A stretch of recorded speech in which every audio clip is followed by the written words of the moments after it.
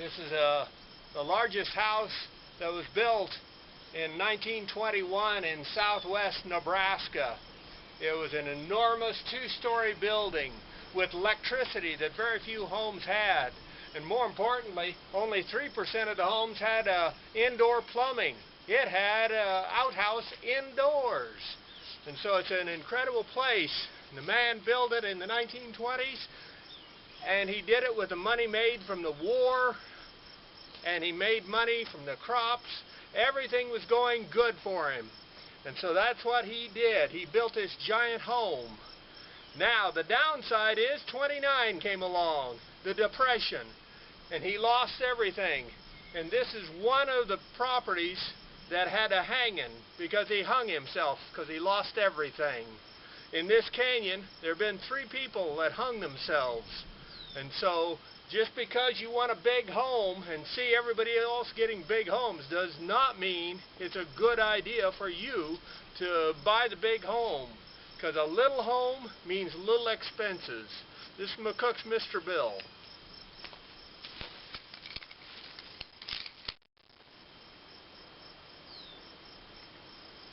I told you there was a snake there.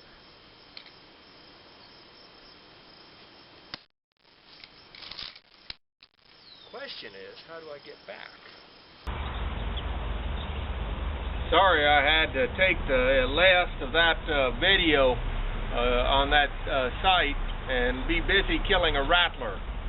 But be that as it may, I know a lot of people that have spent and wasted their money and borrowed deeply just to have a nice big home, big as barns. And so I'm just here to tell you that there is another way. It's like this house I bought way back, and I only paid $3,000 for a basement home. And it's 30 by 30, 900 square feet, and yet it is reasonably nice inside. And rest assured, it's safe from storms. We're on tabletop. That means that it ain't ever going to flood here. And it also says a lot of positive things. It's quiet. It's cool in the summer, warm in the winter. Utility bills are pretty darn low. And so the tax man can't get you because all he sees is he's taking a picture of a roof, and that don't give him much tax status to jack your rates up much. The taxes for this are $350 a year, if that tells you anything. And of course it's all electric.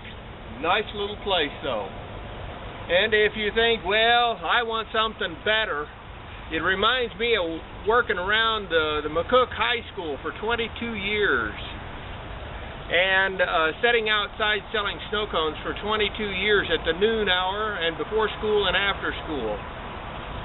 And during that time period when I was doing that, you couldn't believe, I would say a dozen, but I bet I'm wrong. I bet it's more than that. Teachers would come up almost periodically, not just a dozen times, but a dozen teachers would come up and almost use me as a banker.